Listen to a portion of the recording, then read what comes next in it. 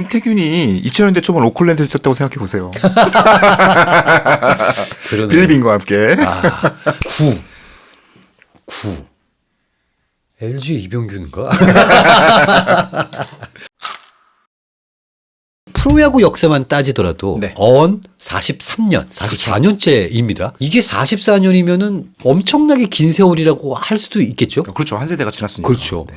그러고 나니까 우리가 참 나이를 많이 먹었구나 생각도 갑자기 들면서 우울해지긴 하지만 어쨌든 이 정도가 쌓여 있다면은 네. 어찌 보면 미국 야구 명예의 전당이 라이브볼 시대부터 본다면 사실 이렇게 긴 시간을 기다려서 만들어진 게 아니라 맞아요. 그쪽도 사실 굉장히 짧은 기간 동안에 네. 이런 선수들을 헌액을 합시다라고 시작을 한 건데 우리는 어찌 보면 그럼 좀 늦었다 이런 생각이 좀 들기도 하는데요. 좀 늦었죠. 사실은 이제 와서 넣으려다 보면 순서도 헷갈리고 누굴 먼저 그러니까요. 해야 되고 한꺼번에 막 100명씩 넣을 수도 없는 거잖아요. 그러니까요. 그러다 보니까 하루라도 빨리 좀 해야 되겠다라는 네네. 생각은 들어요. 사실은 뭐 내년쯤에 기장 즈음에 이제 시작을 하겠다. 근데 이건 뭐 건물 만들어서 될 문제가 아니라 어떻게 선정을 할 것이며 누가 네. 선정을 할 거며 그 기준은 뭐며 거기에다가 한꺼번에 말씀하신 것처럼 한 100명 빡 갖다 먹으면은 이게 명예 맞니 지금 뭐 이런 느낌이 나올 것 같아서 저희도 메이저리그를 좀 따라해가지고 메이저리그에서 5명을 처음에 하더라. 네. 그래서 우리도 5명으로 딱 잘라가지고 그렇게 해서 첫 턴을 한번 만들어보자. 짜보자. 라고 해서 선정위원장 이용규 기자님 버전의 명예전당 첫 턴 5명. 자, 일단 어떤 기준이 가장 중요할까요? 일단 저는 야구를 얼마나 사랑했는지가 제일 중요할 것 같고요. 아무리 뛰어난 기록을 세웠더라도 야구를 사랑하지 않았다면 조금 빼야 될 것 같고 그리고 그거에 더해서 야구라는 게 이렇게 멋진 종목이구나. 이렇게 의미 있는 종목이구나. 이런 걸 보여주는 선수들이 명예전당에 올라가는 게 맞다고 생각을 해요. 그러니까 단순히 메이저리그도 일종의 기준성 같은 게 있잖아요. 네. 몇 승, 뭐 몇 안타, 뭐 몇 홈런 이런 것들이 있는데 그거 조금 빼놓고 물론 그만큼의 성적을 낸 선수들이 올라가는 게 맞겠지만 그렇죠. 그래도 팬들의 가슴 어딘가에 그래 맞아 이런 장면을 이런 기억을 이런 추억을 남겨준 선수였지라는 것들을 설명할 수 있는 선수들이어야 되지 않을까. 그렇습니다. 사실 이게 물론 이렇게 얘기할 수도 있겠습니다. WAR을 역대로 쫙 놓고 네네네. 1번부터 5번까지 자르면 되는 거 아니에요? 근데 그 야구라는 게 네. 물론 수많은 숫자 기록들의 스포츠이긴 하지만 우리 가슴에 뭔가를 남기고 혹은 불을 당기고 했었던 사람들은 다르다. 저는 그렇게 좀 생각을 하고 최근에 네. 소설가 장강명 씨가 네, 쓴 네. 장강명 작가가 쓴 먼저 온 미래라는 책이 출간이 됐어요. 네. 그거는 이제 소설은 아니고 논픽션이고 알파고 모먼트, 그러니까 알파고 이후에 바둑이 어떻게 변했는지를 이렇게 정말 많은 취재를 통해서 탐사한 르포인데 그 장면 보면서 바둑계가 그런 얘기를 하더라고요. 바둑이 한때 예술이라고 그렇죠, 기예라고 불리던 네. 일종의 종목이라면 종목이었는데 지금 알파고 이후에는 완전히 스포츠의 세계로 넘어와서 승부를 따지는 이런 종목이 됐다라고 얘기를 하는데 그 사이에서 사라진 것, 그 변화 사이에 사라진 게 낭만이라고 생각이 들거든요. 그래서 한국 야구도 점점 낭만이 옅어지고 있는 것이 아닐까라고 생각이 들고 그 명예전당을 선정하는 것은 사라져가고 잊혀져가는 낭만. 이 낭만은 사실은 세대를 이어주는 접착제 같은 역할도 하기도 하고 공통의 화제가 되기도 하는 이런 것들을 다시 떠올리고 다시 이야기할 수 있도록 만들기 위해서라도 필요하지 않을까. 그렇습니다. 사실 음악을 예로 든다면은 네. 나는 이 가수가 노래를 가장 잘하는 것 같고 그리고 가장 고음을 올릴 수 있기 때문에 이 가수를 내 인생의 가수라고 생각해. 네. 라고 하지 않거든요, 사람들은. 사람들은 나는 그냥 얘가 좋아. 이게 사실 가장 큰 이유고. 맞아요. 그리고 또 저는 야구장에 갈 때마다 느끼는 게 저 등번호를 판 이유가 뭘까? 저 저지의 저 번호를 판 이유는 분명히 저 선수의 WAR이 가장 높기 때문은 아닐 것인데 어떤 지점에서 어떤 순간 저 사람의 가슴에 야구를 심어줬길래 저걸 입을까? 정범준 씨가 쓴 거인의 추억이라는 책이 있거든요. 네네. 최동원 평전. 네. 거기에 되게 제가 좋아하는 말이 있는데 기록은 연감에 남지만 인상은 기억에 남는다. 그렇죠. 어느 한쪽만 가지고 얘기할 수는 없는 것이지만 요 근래에 또 야구가 지나치게 이제 숫자에 관련된 것으로 좀 흘러가면서 스포츠라는 거는 언제나 우리가 예상하지 못했던 변수가 튀어나오기 때문에 우리가 열광을 하는 것인데 이렇게 뭐 어떻게 정해진 길로만 확률적으로 이게 2%도 높아요 해가지고 가는 걸로만 해서는 그러면 이걸로 야구를 AI가 해도 똑같아지는 거 아닌가라는 생각도 드는 뭐 상황이긴 합니다. 자, 명예전당의 첫 턴 5명. 물론 5명의 그 첫 턴에 들어가지 못하신 분이라도 두 번째 턴이나 세 번째 턴에 들어가실 수 있다는 걸 열어놓고 가보도록 하겠습니다. 그 올드한 분들, 옛날 분들은 저는 미국처럼 이제 역사위원회 만들어서 그때 차곡차곡 올리시도록 하고 그 한국 야구가 갖고 있는 최근 한 40년 정도의 역사를 봤을 때 그때 팬들에게 가장 크게 주었던 낭만과 추억과 기쁨은 무엇이었을까? 이런 것들을 종합해서 제 나름의 기록을 하나 만들었는데 네. 메이저리그를 상징하는 4개의 숫자가 있습니다. 56, 56, 62, 62, 2632 2632, 그리고 42. 42. 올드 팬들은 이제 다 이 숫자만 들으면 음. 가슴이 두근두근하는 이런 숫자가 되는 거겠죠. 56은 조 디마조의 연속 네. 경기 안타. 56경기 연속 안타. 그러네요. 그것만 생각하면 사람들이 뭐 디마조를 떠올리고 그때 양키스의 타선을 네. 떠올리고 뭐 이런 것들을 추억하게 하는 숫자. 그리고 62는 원래는 61이었죠. 로저 메리스와 베이브 로스가 만들었던 61 한 시즌 61 홈런. 네. 이걸 뭐 나중에 베리 본즈가 깨긴 했지만 뭐 그거는 이제 살짝 지우고 네. 이제 에런 저지가 62를 만들었으니까 그 61, 62 이 숫자는 타자가 보여줄 수 있는 한 시즌에 보여줄 수 있는 최고의 퍼포먼스라는 이미지가 있는 거예요. 그러니까 한계를 넘어서는. 그리고 2632는 칼 립켄 주니어가 만든 연속 경기 출전 기록. 그러니까. 이거야말로 이제 야구가 보여줄 수 있는 인간 한계의 네. 극한을 보여주는 숫자잖아요. 그러니까 이런 의미들을 담은 숫자들이 메이저리그 상징하는 숫자. 네. 그리고 42는 뭐 잘 아시겠지만 제키 로빈슨의 제키 로빈슨. 등번호. 그러니까 이것들이 미국 사회에 갖고 있는 성공의 측정 1등이라는 것. 그 1등을 가기 위해서 만들어낸 노력들이 쌓인 기록들이잖아요. 한 시즌에 보여주는. 네. 이런 점들을 고려해서 저는 한국 야구에도 그런 숫자들이 있다. 숫자들이 있다. 아, 흥미로운데요. 9, 9, 56, 56, 86, 86, 124 124, 그리고 0.78. 0.78. 네. 0.78은 알겠고. 9. 9. LG 이병균인가? 등번호는 아니고요. 네. 9는 9경기 연속 홈런. 9경기 연속 홈런. 이게 뭐 세계 최고 기록이기도 야, 하지만 이 선수가 들어가는군요. 이대호 선수가 갖고 있는 가장 임팩트 있는 기록이 아닐까. 물론 타격 7관왕 네. 뭐 이런 것도 어마어마한 기록도 있긴 한데 이대호 선수의 퍼포먼스를 가장 잘 보여주는 조선의 4번 타자라는 그렇죠. 이름을 잘 보여주는 기록은 9경기 연속 홈런이었던 것 같아요. 정말 들썩들썩 그랬죠. 그 9경기 홈런이 나오는 동안 온 나라가 들썩들썩했던 기억이 있으니까 그때 분위기가 어떤 분위기였냐면 분명히 우리는 리그를 진행을 하고 있고 순위 싸움을 하고 있는데 이대호에게 정면 승부를 하지 않는 투수에게 쏟아지는 비난이 좀 과한 거 아닌가 이 정도면 싶을 정도. 아니 유인구도 좀 던질 수 있고 아니 불리하고 일루 비어있으면 좀 걸을 수도 있는 거지. 그거 볼 던졌다고 막 네가 뭐 스포츠의 진정한 정신을 훼손했다든지 뭐 이런 얘기를 들어가면서까지도 사실은 이대호에게 기록이 계속 이어지고 있었는데 저는 그게 6, 7 넘어가면서부터 그 이대호가 보였던 그 집중력 이게 진짜 야 저런 정도의 멘탈을 갖고 있기 때문에 저런 선수가 됐구나라는 걸 좀 느낄 수 있었던 그런 나날이었던 것 같습니다. 그 당시 언저리에 참 재밌던 장면이 많았는데 뭐 유현진 이대호의 맞대결 네. 오승환 이대호의 맞대결 뭐 네. 이런 장면들이 이제 종종 나왔었거든요. 그때 보여준 그 거장들의 스타들의 그 부딪힘 네. 이 장면은 그 존재만으로 약간 숨막히게 하는 장면들이 만들어지잖아요. 그럼요. 우리가 본 적도 없고 사실이 아닐 가능성도 굉장히 크지만 우리가 관우와 여포가 붙었을 때 보면서 흥분하잖아. 야 장비랑 관우랑 여포랑 2대1로 붙는데 유비가 들어와가지고 그 예술을 깨뜨렸대. 그럼 유비 왜 들어왔어? 막 그런 생각 얘기를 하는 것처럼. 그 당시에 꽤 한국 야구가 뜨거웠던 시절이었고 그때 오승환 유현진이 보여줬던 표정들 네. 뭐 이대호는 뭐 슬쩍 웃고 뭐 네. 다시 또 짚고 들어오나 뭐 이런 걸 하고 있던 이런 퍼포먼스들이 보여줬던 낭만들이 그때는 있었던 것 같아요. 그렇습니다. 이대호의 9. 즉 9경기 연속 홈런. 네. 사실은 어디에서도 찾을 수 없는 짝을 이룰 수 없는 기록. 그렇죠. 메이저리그 8개가 기록이었으니까. 그거를 또 해내는 거 한 개를 더 해내는 게 저는 슈퍼스타의 자리인 것 같아요. 그게 다음 숫자 56이었습니다. 56이 그러고 나니까 무슨 숫자지가 너무 명확해지네요. 잠자리채.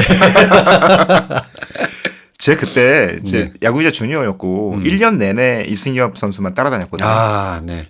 정말 꿈에서도 이승엽 선수가 나오고 심지어 어느 꿈을 꿨었냐면 저랑 이승엽 선수가 영혼이 바뀌는 걸 뭐라 그러죠? 환생은 아니고 막 이렇게 바뀌는 거였어요. 이렇게. 그러면 이승엽으로 들어가신 거네요? 내가 홈런을 쳐야 되는 거예요. 타석에서. 곤란한데 이거.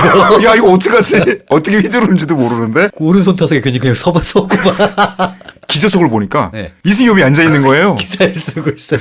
이거 너도 쌤통이다 이런 생각을 꿈을 꿨던 기억이 있습니다. 그때 이승엽 선수를 보면 네. 야구기자 주니어 시절에 느낀 굉장히 큰 배움이기도 했는데 한 시즌 내내 한 타자를 쳐다보고 있습니다. 정말 다른 경기 거의 못 봤거든요. 네. 이승엽 선수만 쳐다봤으니까 그러면 타자는 정말로 잘 칠 때가 있고 못 칠 때가 있고 이걸 다시 잘 치게 하기 위해서 어떤 노력들을 하고 이거를 1년 내내 본 거예요. 어마어마한 작업이구나 저게. 집중과 그거에 따른 스트레스와 이런 것들을 1년 내내 보면서 이승엽은 정말 대단한 기록을 세웠다. 사실 그것도 그렇습니다. 거의 마지막 경기에서 그러니까요. 56개째를 네. 때리고 진짜 드라마였고 제가 항상 주위 사람들하고도 얘기할 때 야구를 우리는 이렇게 좋아하니까 얘기하지 않아도 전제들 다 깔고 있고 하는 거지만 우리가 좋아하는 이 야구에서 어떤 현상이 탁 나왔을 때 이게 야구를 전혀 모르는 사람에게까지 통용되고 있다면 이것을 우리는 문화현상이라 부른다라고 이제 얘기를 하는 거죠. 근데 그 당시에 이대호의 9경기 연속 홈런이나 이승엽의 56호 홈런 잠자리치에 같은 경우에는 일단 9시 뉴스에 그냥 계속 나왔었던 거죠. 이게 스포츠 뉴스가 아니라 맞아요. 그 사회면이고 문화면이었던 그런 현상이었기 때문에 그걸 이끌었던 이승엽의 홈런. 사실은 홈런왕은 원래 장종훈인 맞아요. 것이죠. 네. 그리고 그것이 만화가 홈런왕 왕종훈이라고 번역이 될 만큼 전 국민에게 퍼져 있었던 것을 그렇죠. 과연 누가 지울 수 있을까 했는데 그걸 이승엽이 아무렇지도 않게 홈런왕은 이승엽 이렇게 만들어. 그래서 국민 타자라는 별명을 그렇죠. 얻고 당시에 그 장면이 기억나요. 그 56 홈런을 치고 나서 끝나고 공식 인터뷰를 하는데 그때 이승엽 선수가 그런 얘기를 했습니다. 좀 더 많은 팬분들이 야구장에 오셨으면 좋겠다. 와주셨으면 좋겠다. 그때 아마 연간 총 관객 수가 300만 언저리 그거 좀 안 네, 되고 네. 뭐 요럴 때였을 겁니다. 뭐 그 직전에 이제 한일 월드컵의 여파가 워낙 크기도 했지만 그랬죠. 야구장에 팬분들이 많이 안 오실 때여서 그때를 생각하면 지금은 완전 격세지감이죠. 아, 그럼요. 지금 야구장에 표를 못 구하는데요, 뭐.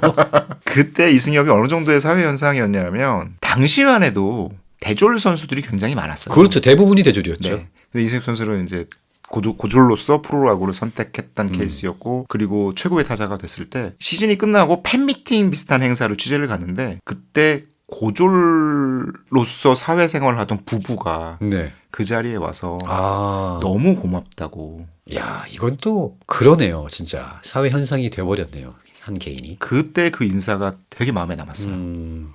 사실 장종훈 선수도 네. 어찌 보면 고졸 연습생이었잖아요. 네, 게다가. 고졸 연습생 출신이었고 나중에 대 슈퍼스타가 된 이후에 대학에서 우리 여기서 학위를 따시는 게 어떠냐는 제안이 왔을 때 내가 그걸 지금 따면 유명해지고 난 다음에 따면 고졸로서 살아가고 있는 사람들의 박탈감은 어떡할 것인가 라는 깜짝 놀랐습니다. 저는 그 관점을 생각도 못했기 때문에 그렇구나 했는데 역시 뭐 지금이야 대학을 가면 야구 선수가 약간 실패한 느낌이잖아요. 맞아요. 야, 너 네. 드래프트 못했냐? 뭐, 야, 너 10라운드도 안 뽑힌 거야? 뭐 이런 건데 그때는 우리가 알고 있는 그 기라성 같은 슈퍼스타들이 다 대졸 출신이었고 사실 고등학생이 바로 와가지고 몸도 아직 비리비리한 애들이 뭘 경쟁을 하겠어. 심지어 이승엽은 투수로 입단을 했는데 그런 상황에서 좀 전에 디테일 투수로 오른손 들었다가 왼손 다시 왼손으로 드는 아무튼 그랬던 선수가 그 당시 상황에서 고졸 신화를 썼고 그리고 그걸 보면서 인생의 어떤 위로를 받고 힘을 받았던 부부가 와서 인사를 했다는 건 참 이승엽 본인으로도 정말 뿌듯했겠습니다.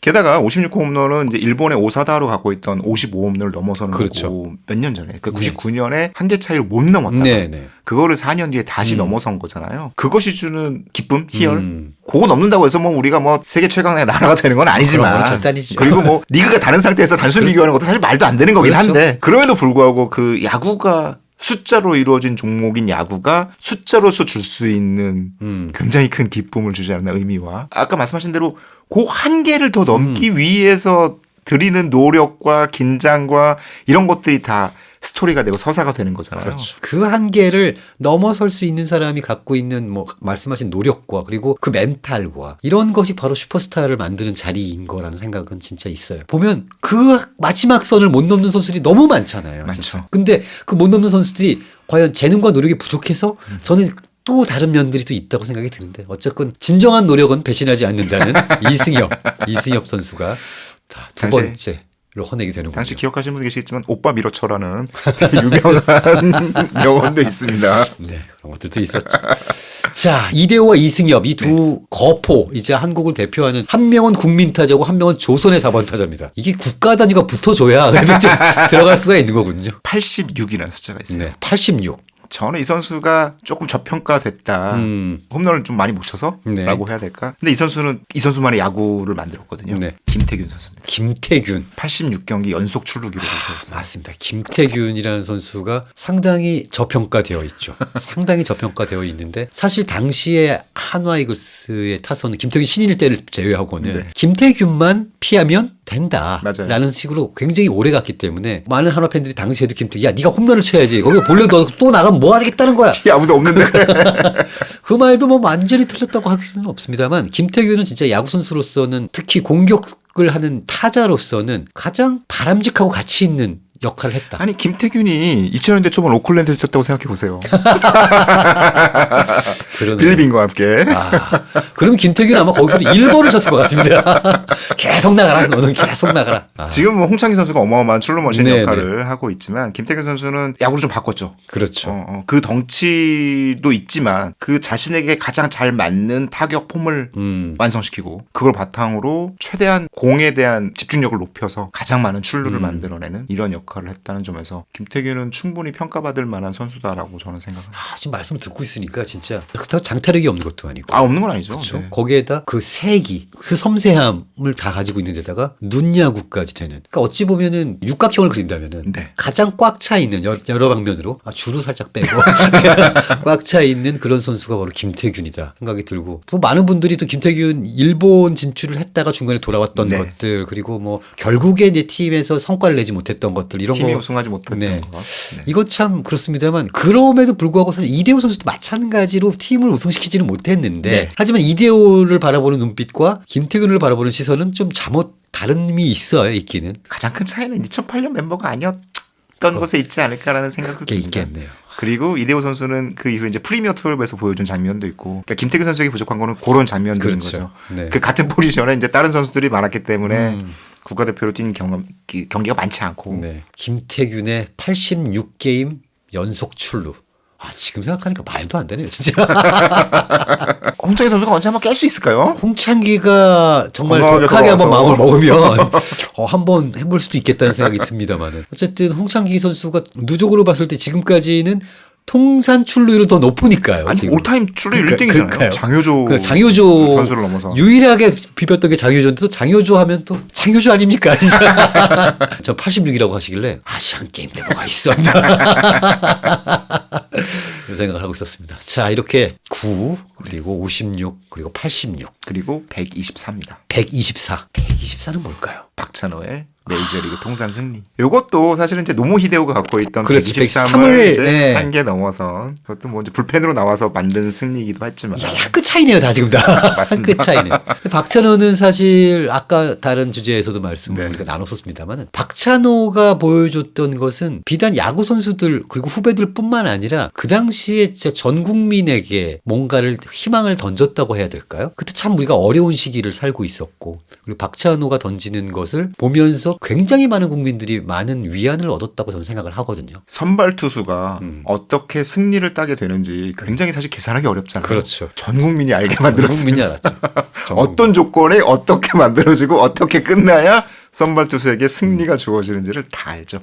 피아자나 셰필드가 못 치면은 저놈들 때문에 지금 우리 찬호가 쑥을 못 먹는다. 션 그린, 라울 몬데시 그러니까요. 뭐 등등 추억들의 이름이 와, 있습니다. 지금 생각하니까 엄청난 멤버들이 한꺼번에 있었군요, 거기.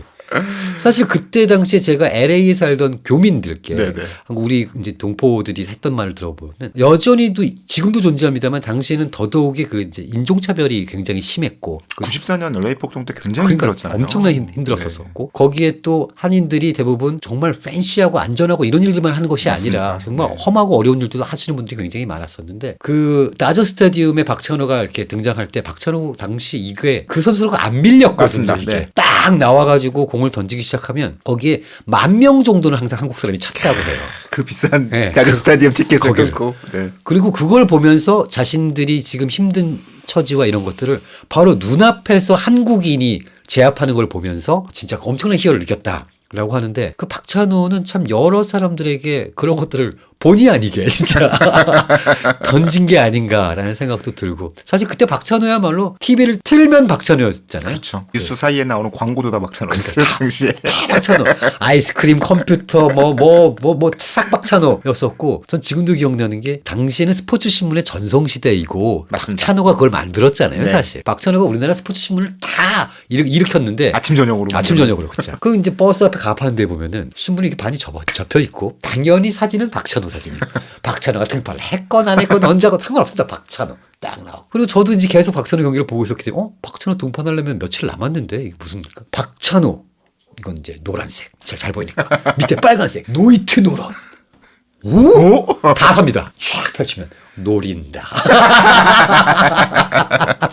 근데 그 말 같지도 않은 기사가 당연히 맨 앞에 들어가야 되는 게 당시의 스포츠 신문의 분위기였죠. 그땐 그랬죠. 어떤 얘기라도 만들어야 되고 얼굴에 뾰루지 나면 뾰루지 막 이런 식의 기사가 나올 때였으니까 신드롬 정말 이라고 할 수 신기했어요. 있었고. 박찬호가 이제 시즌 마치고 국내 귀국을 잠깐 할 때가 되면은 진짜 모든 방송 매체가 이 박찬호를 다루기 위해서 특집 프로그램들을 만들고 했었던 기억도 나고. 그러니까 한국 야구가 그 야구 팬을 넘어서 이제 온 국민에게 알려진 계기가 됐잖아요. 야구라는 종목이. 그렇죠. 그러다 보니까 야구를 관람하는 습관 자체가 굉장히 선발 투수에게 몰리는 이런 현상이 좀 벌어지긴 했어요. 이제 네. 미국은 선발 투수 중요하지만 그렇게까지 관심을 받지는 않거든요. 매일매일 등판하는. 그렇죠. 매일매일 나오는 타자들이 그렇죠. 훨씬 더 네. 돈도 많이 받고 스타성도 있고 언제나 가면 볼 수 있으니까. 근데 그렇죠. 투수는 사실은 내가 A라는 선발 투수를 좋아하면 한 번 간 다음에 그냥 5, 6일 있다가 또 가야 그렇죠. 되고 이런 네. 거라서 그럼에도 불구하고 박찬호라는 어떤 스타가 한국 야구의 야구팬 전체 야구 보는 일종의 습관 이런 그렇죠. 걸 만들었다. 네. 박찬호가 어쨌든 대학교 중간에 거길 넘어간 거에 대한 결정한 것들도 사실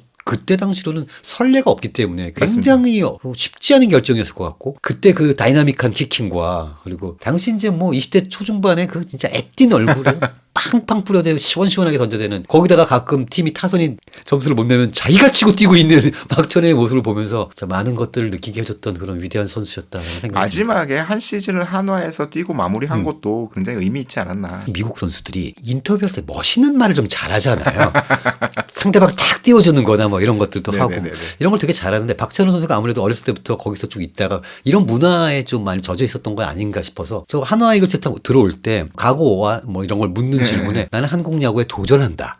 맞아요. 그때 야 이거 참말 멋있게 잘하네. 그런 생각이 좀 들었었고 어쨌거나 한미일을 다 뛴 선수들은 꽤 됩니다만 이제 네. 미일한을 뛴 선수들은 박찬호밖에 없고 앞으로도 박찬호밖에 없을 것 같다는 생각. 그럴 것 같네요. 네. 네. 미일한. 폰세? 폰세. 미일한이네요, 폰세. 근데 폰세는 미일한 미할 것 같아가지고, 지금. 어쨌든, 이렇게 박찬호. 정말 이론의 여지가 없는. 근데 다만 이제 명예전당을 구성할 때 그런 고민들을 하겠죠. 이제 박찬호를 바로 요 풀에 넣을 것인지 네. 아니면 뭐 또 따로 위원회를 만들어서 고를 것인지에 대한 그러니까 정의해야 될 글이 굉장히 많겠더라고요. 맞습니다. 사실 네. 이제 박찬호 선수가 주된 커리어를 모두 메이저리그에서 했으니까 야 이걸 해줄 거면은 그러면 야 장훈 백인철은 어떻게 할 거며 뭐 이제 이런 얘기가 또 나오겠죠. 맞습니다. 그죠? 네. 저는 개인적으로 이렇게 뽑았습니다. 124. 네. 124 승을 메이저리그에서 올린 박찬호 선수. 자, 그럼 다음은 누굴까요? 0.78. 요거는 뭐. 아주 말이 안 되는 숫자잖아요. 네. 그러니까 이게 사실은 말이 안 되는 건데. 126.1이닝을 던졌어요. 그러니까요. 그게 선발로가 아니라 그죠? 이것저것 던져. 이것저것 던져가지고 선발로 126이닝 던지면 뭐 중간에 어디 아팠나 할 때. 왜냐면 그때는 선동열 선발할 때는 260이닝 막 던지고 그랬잖아요. 그때. 그렇죠. 그 정도 던져야 선발이라. 선발은 그 정도 던지는 거고. 야 완투 5번에 완봉 3번을 해야 어디 선발이라고 명함을 꺼내지 지금. 좀 몸 풀리면 15이닝까지 그래서 그냥 던지는 거고. 맞다이 떠야 이제. 그렇죠. 야 200개는 던져야 몸이 풀린 거야. 뭐 이런 시절이었었고 지금 보면은 뭐 그때는 사실 선동열 조언이 너무 넓었대느니 타자들의 수준이 떨어졌대느니 뭐가 어땠지 이런 말들이 있습니다만 사실 일본에 가서도 첫 해 이런저런 일로 인해서 부침이 좀 있었지만 이듬해 바로 또 맞습니다. 나야 네. 나야 호빵맨 나야 뭐 이거 딱 증명해 버렸잖아요. 그걸로 보아서 진짜 많은 사람들이 야 선동열이 그러면 군복무 문제가 괜찮아서 맞아요. 처음부터 미국을 많이 갔더라면 그때 토론토랑 거의 얘기가 그러니까요. 있었는데. 뭐 어떤 기록을 남겼을까 이 선수가 이런 것들도 참 궁금해지는 선수이긴 합니다. 0.78은 사실은 실감이 잘 나지 그렇죠. 않는 기록에서 그렇죠. WHIP도 아니고 그렇죠. ERA가 네. 0.78이니까. ERA가. 그 사실 선동열이라는 선수가 이 0점대 방어율을 그때 한 번만 한 게 아닙니다. 3번 했습니다. 그러니까 이게 무서운 거예요, 진짜. 박재홍 얘기하면서 30 얘기하는데 한 번 한 게 아니라니까 이렇게 얘기하는 거 비슷한데 이건 좀 경우가 좀 지나치죠, 진짜. 사실 야구에서 나오기 어려운 기록이고 그만큼 손정열이라는 선수가 갖고 있는 야구의 실력도 실력이지만 리그를 지배했다라는 느낌? 완전 도미넌트하게 그렇죠. 완전 리그를 점령하고 지배하는 그런 압도적인 힘을 가지고 있던 선수는 손동열이 유일하지 않았을까. 특히 마운드에서는. 네. 자, 그럼 이제 처음부터 이제 8을 깬 9회 이대호. 네. 그다음 55를 깨서 56을 만든 이승엽. 그리고 86경기 연속 출루를 한 김태균 그리고 박찬호의 124승 123을 넘었네요 진짜. 그리고 0.78의 선동열. 뭐 면면이 진짜 위대한 숫자들을 남겼네요. 진짜 이 숫자들은 아마도 몇 세대가 지나고 난 다음에도 기록이 될 거고 기억이 될 것이고 그리고 이 숫자 그대로 명예의 전당 동판에 새겨도 정말 아무런 위화감이 없을 만한 그런 숫자로 생각이 됩니다. 이 이외에 좀 안타깝다. 저는 개인적으로 되게 중요하다고 생각하는 숫자가 있거든요. 네. 그게 4입니다. 4. 4요. 네. 4가 뭘까요? 한국 시리즈 4승. 한국 시리즈 4승. 이게 이제 5번 등판을 했습니다. 등판을 5번을 하고 그리고 그 마지막 경기 전날 우천 취소가 되지 않았더라면 있지 않았을 신화죠. 사실 이분 역시 진짜 최동원이라는 이 투수 역시 남긴 기록이 아니라 사람들 가슴에 정말 불을 당겼던 투수다라는 맞습니다. 생각을 네. 하고 그렇기 때문에 지금도 우리가 이 최동원이라는 선수에 대해서 아직까지도 그런 마음을 갖고 있는 게 아닌가라는 생각을 합니다. 추억과 낭만이라는 단어가 가장 잘 어울리는 선수였다고 생각되고 투혼이라는 말로 다 설명이 안 될 것 표현이 같아요. 안 되고요. 저는 오히려 그게 낭만에 가깝다고 생각이 네. 들거든요. 낭만 그리고 뭐 야구 그 자체 하늘에 떠 있던 별 뭐 이런 표현들이 최동원에 더 가깝지 투혼 무쇠팔 이런 것은 아니라고 맞아요. 봐요. 그래서 저는 그 부산 앞에서 무쇠팔 최동원이 볼 때마다 막 이게 아닌데 이거 좀 물어보지 진짜 사람들한테 이런 생각이 들고는 합니다만 그러네요. 4 앞으로 물론 9원승 4번을 해서 코리안 시리즈 4승을 하는 경우가 나올 수도 있겠죠. 있겠죠. 이강철 감독이 비슷하게 한 번 한 적이 그렇죠. 있었는데 네, 그랬던 것 같습니다. 때. 네. 네. 근데 최동원이 보여준 4승은 조금 의미가 남다르고 그 최동원의 등번호 11번도 주는 의미가 남다르다고 생각하고요. 다시는 못 나올 기록이잖아요. 그렇죠. 그리고 지금은 혹사라고 불리기 좋겠지만 스포츠의 낭만은 한계를 어떤 그렇죠. 식으로든 넘어보려는 시도 이런 것들을 하는 데서 나오지 않을까 맞습니다. 라는 생각이 들어요. 그 일본의 되게 유명한 타자죠. 마세이 히데키가 네. 이런 얘기를 했어요. 나를 가로막은 벽은 넘어서면 나를 지켜주는 벽이 된다. 아. 이걸 이렇게 정명처럼 쓰고 살았거든요. 네. 말씀하신 것처럼 그렇게 한계를 넘어서기 위한 노력 그런 것들에 우리가 또 열광하고 그것을 우리가 평소에 할 수 없는 일이기 때문에 더더욱이 이렇게 우러러보게 되는 거죠. 우리가 못하는 거 그들이 해주는 그렇죠. 거죠. 그들이 해주는 거니까. 진정한 노력은 배신하지 않는다. 알겠어. 근데 난 진정한 노력 못 하겠거든. 근데 저희가 해서 하네? 이걸 보면서 얻는 그런 대리만족감도 있겠습니다만 어찌 보면 우리가 어렸을 때 공포의 외인구단이라는 만화에 감동받았던 이유도 이야 이걸 해내는구나 막 그런 것들이 아니었을까 싶고 맞습니다. 4라는 숫자를 우리 가슴에 남긴 또 하나의 별 최동원 선수 뭐 2번째 턴에 들어가시겠죠. 이 5분께 저희가 드릴 수 있는 최고의 찬사를 드리고 싶고 그리고 더 큰 사랑을 담아 최동원님께 드립니다. 맞습니다. 네. 이대호, 이승엽, 김태균, 박찬호, 선동열.